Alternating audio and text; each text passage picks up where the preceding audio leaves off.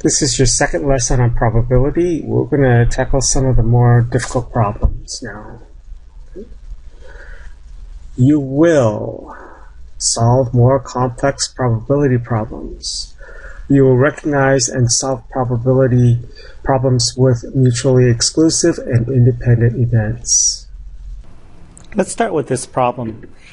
A class is given a list of 20 study problems, from which 10 will be part of the next exam. If a given student knows how to solve 17 of the problems, find the probability that the student will be able to correctly answer all 10 questions on the exam. So when you do these problems, kind of put yourself in this situation. Let's say you are given 20 things to study, and 10 of them will be on the next exam. You study 17 of them, and you know them really, really well for sure. You can get them right, and then you fall asleep, and the next morning you show up for the test. And there are only going to be 10 problems. What's the probability that you're going to get them all right? Okay, so you want to know what's the probability that I'm going to choose the 10 things, the 10 questions that you out of the 17 that you studied, and none of them from the ones that you didn't study. Think about that for a second. See if you can work out the probability for that. All right, I hope you're given a chance. Don't just watch this, because you're going to lose the opportunity to build some understanding. Okay? All right. So down here I've listed out 17 dots, which you're going to get right for sure because you're studying them so well. And 3 of them you have no idea. So you might have to guess if they show up on the test. But I'm only going to choose 10. So break up the problem into parts. The class is given a list of 20 problems to study, and then 10 of them which are going to be on the test for sure. Okay, so you need to do a sample space. The sample space is that you're going to do 20 things, choose 10. So it's 20, choose 10, 20C 10, 20 things combination of 10, and that's your sample space. That's how many. N stands for the number. That's how many. All right, so you're going to get 184,756 ways that I could pick 10 out of the 20. Then, if you study 17 of them, find the probability that you will get them all correct. So, what you want, remember your probability is what you want divided by the sample space. Now, what do you want to happen? What you want to happen is that I choose 10 out of the 17 that you studied. Does that make sense? Okay, you're hoping that I'm going to choose 10 out of the 17. So 17 choose 10. You want me to not choose these 3 here that you didn't study. So there's 19,448 ways to do that. So then your probability becomes what you want divided by the sample space. So you take these fractions and you reduce them, you get 2/19. That's a probability that you will get them all right if you only study 17 out of the 20. The probability of that is not too good. So this is where probability and common sense comes into play. Okay. Let's try this again. Now make sure you do the problem yourself and then come and check. All right. Okay, a class is given a list of 20 problems, same as before, and then 10 of them are going to be on the exam. If you study 17, find the probability that student will answer exactly 8 correct. Okay, using the same kind of logic as the last one, set this problem up. Okay, we have the same sample space. Right? I'm going to choose 20 out of the 10. I have no idea what you did. So I'm going to choose 20 out of the 10. I give you a list of 20 problems. I'm going to put 10 of them on the test. So I randomly choose 10. So there's 184,000 ways for me to do that. Now, what do you want?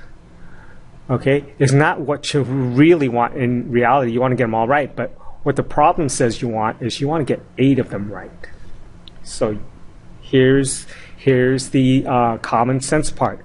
You want to be able to choose 8 out of the 17, and you need to be able to choose 2 from the 3, because if we want exactly 8 correct, that means we want 8 correct and 2 wrong. Okay, that's what we want to happen.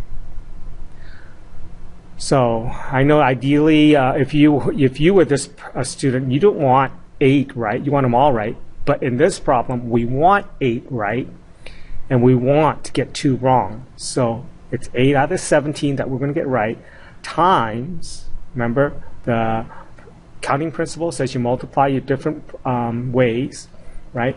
So then you have 2 from the 3. So I need to choose 2 from the 3, and I want to choose 8 from the 17. You multiply those together. So now we get what we want divided by our sample space, which is 15 out of 38 when we reduce it. For the same problem, find the probability that you or the student will be able to get exactly, or not exactly now, at least 9 correct. Okay. Try and set that up. All right, I hope you gave it your best shot. You're only going to learn this if you try this on your own and see what you did wrong. Just watching me do it is not going to help you. Okay? So now what I want is at least 9. Remember last problem I said exactly 8? Now I want exactly 9 and exactly 10. So I can have either one of those. So this could be a 9 correct or 10 correct. That's what at least 9 means, because there are going to be 10 problems. So we're going to either have this case where I get 9 of them correct and 1 wrong, right? Or I can get them all right, okay? We did the all correct in the first problem, and I showed you how to get exactly 8. Now we want exactly 9 and exactly all of them, and we add them. Whenever it's an or, we add. Whenever we do an and, we multiply, because an and is definitely harder than an or. Okay, so we do all of that, add them together. We already have a common denominator because the sample space is the same. Add the numerators, and there's a 50-50 chance that you can get 9 of them or 10 of them correct if you studied 17. Okay. Now let's learn some new terms here. Mutually exclusive and independent. I used to teach both of these separately, but I find that trying to get students to know the differences between them was more difficult than learning them separately. So I'm going to teach them together so you can contrast them, compare and contrast these two concepts, so you won't get them mixed up. Mutually exclusive means that the events cannot happen at the same time. Okay, 2 probabilities that cannot happen at the same time. Like, what's the probability that you will go to Paris for your summer vacation, or the probability that you can go to Japan for your summer vacation? You could have two different probabilities, but you can't go to Japan and France at the same time. So that means they're mutually exclusive unless you take 2 separate trips. If you take one trip, you could not go to those 2 places at the same time, so they're mutually exclusive. Independent events are events that have nothing to do with each other. Okay, if one happens, it doesn't change the probability of the other. It's like, what is the probability that you're going to have chicken for lunch, and the probability that you're going to get A on your math test? All right, these two don't have anything to do with each other, so they are independent events, where one does not change the outcome of the other. Okay, so let's look at some of these. Mutually exclusive. Events are mutually exclusive if they can happen at the same time. Let's say the probability of Lisa getting an A in physics and the probability of Lisa getting a B in physics. She may have a 50% chance of getting an A and 40% chance of getting a B, but there's no chance that she can get A, B at the same time. So these are mutually exclusive. And in an event diagram, these two areas would not overlap because they don't have anything in common. You can't have the A, B cross each other. All right. Okay. Now, what about two events that are not mutually exclusive, or what we call mutually inclusive? The probability of drawing a card from a deck and it being a 5, and drawing a card out of a standard deck and it being a heart. Well, there is a 5 of hearts, so these are not mutually exclusive, or they are mutually inclusive. Because if you count the number of 5s and count the number of hearts, I didn't draw all 13 hearts, but I did do all the 5s. But there's a 5 of hearts, and they are not mutually exclusive. The 5 of hearts is not mutually exclusive. It can belong to this group, and it can also belong to that group. So to find the probability of a mutually exclusive event, you have to subtract off whatever they have in common. Because if we count the 5s, we're going to have 4 5s, and we're going to have 13 hearts. But if we're counting 5 of hearts, then you're going to count the 5 as a heart, and you can count the 5 as a 5, so you count it twice. That means you have to subtract off one of those. So probability of event A, which are the 5s, there's 4 5s in the deck, 4 out of 52, and there are 13 hearts, 13 out of 52. You can't just add these because you'll have added this one card twice and get 17. Instead, you have to subtract off one of them and get 16 out of 52, which is 4 out of 13. Okay. What about if you want to know what's the probability of drawing a 5 or a 6? Well, drawing a 5 and a 6 are mutually exclusive, so you can just add them together. Since they have nothing in common, you don't have to worry about this part where they overlap.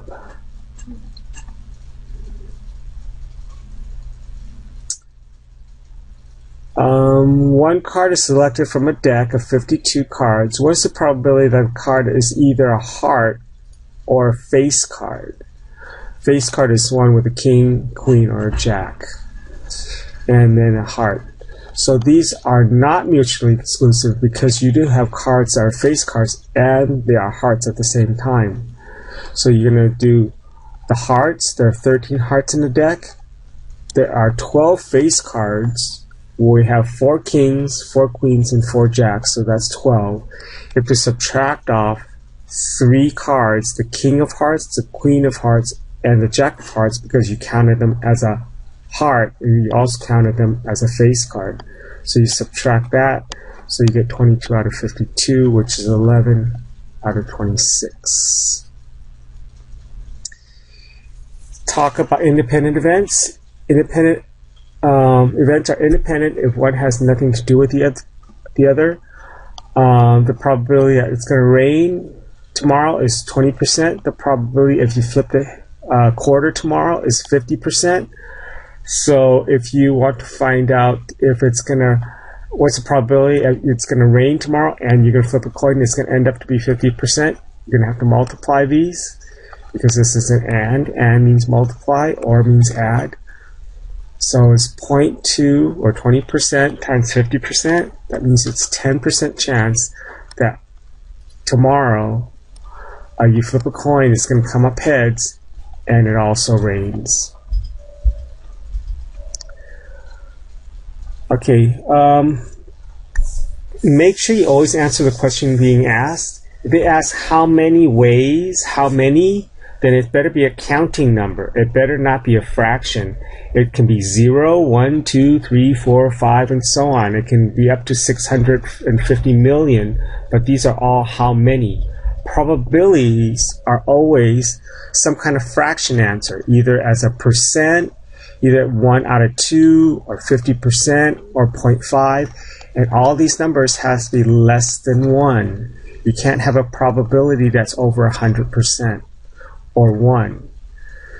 Okay, it's either a 5 out of 6 probability, 2 out of 19, but not 11 out of 2. That would not make sense as a probability. Okay, so make sure that you answer the question being asked. You ask for how many, give it a counting number. You ask for a probability, give it a fraction. A quick hint, there's one question on the Google form that kind of asks this indirectly, but make sure you answer the question being asked. Poker hand. Let me go over this kind of important concept. Not the poker hand's an important concept, but figuring out the probability is important. So what is the probability of getting 4 of a kind? 4 of a kind means a standard poker hand of 5 cards that 4 of them are going to be the same thing, like 4 aces, 4 kings, 4 twos, 4 eights. So to find the number of ways to make a 4 of a kind hand out of 5 cards, you can think of this as being dealt 1 card, which is a queen. So what's the probability, or how many ways are there to get a queen out of a deck? That would be 1 out of 13, right? And then to be dealt another queen, and another queen, and another queen. And then you have to be dealt with 1 more card as something else. Okay? So you have this poker hand, 4 of a kind, 4 queens. So it'll be 1 of something, okay, 1 out of the 13 different cards, times, and you want all 4 of them. So you want all 4 queens. First you're dealt the queen, then you want all 4 queens, and you have to be dealt 1 other card. So there's 48 cards left in the deck, and any one of those will work for a 4 of a kind in the hand. So this is going to be dealt any card. This is this portion. Suits don't matter. Suits don't matter in a 4 of a kind, and you need 4 of them to match. You need all 4 queens, or 4 aces, or 4 twos, or 4 nines, and then you need to be dealt 1 of any of the other cards left over. So you can do that as 13C1, 4C4, which is 1, and 48C1, which is 48. Okay, so to be dealt 1 card, a specific kind of card, it'll be 1 out of 13. To be dealt all 4 cards out of the deck, there's only 1 way to do that, because order doesn't matter, and then you can be dealt 1 more. So it's 624 ways that you can be dealt a 4 of a kind for a 5-card poker hand. Okay, here's your Google form. Some of these are going to be kind of tricky. So you're going to do this one. Number 2, what's the probability of being dealt a 5-card poker hand? That is a 4 of a kind. And you're going to answer this one. This is problem 36 on page 622. If you have a little bit of trouble with this, look at problem number 35, the one right before it, the odd number, and you have to answer in the back of your book. You want to try that one. You need to try this one, 38, payroll error, and number 37 is similar to this one. You may want to try that one and look in the back of the book for the odd answer. And then this one, and there's no matching one on this one in your book, so you need to do this one.